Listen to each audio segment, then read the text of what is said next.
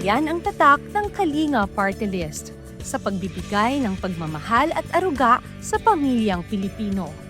Hindi tumitigil ang pagbibigay natin ng mga medical assistance sa ating mga kababayang nangangailangan ng gamot at tulong pinansyal.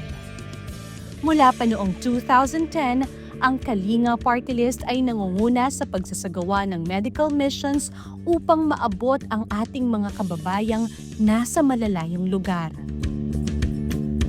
Sa programang Kalinga sa Kalusugan, iba't ibang kaparaanan ang ating isinagawa upang maabot at mapangalagaan ang ating mga kababayan.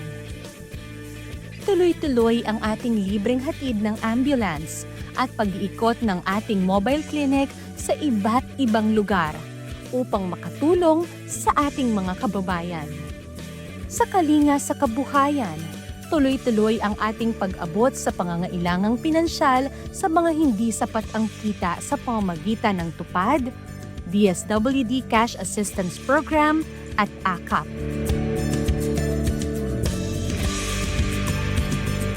Yan ang patunay ng pagmamalasakit sa pamilyang Pilipino. Nananatiling subok sa pag-aalaga ng ating kapakanan at ating mga kalusugan.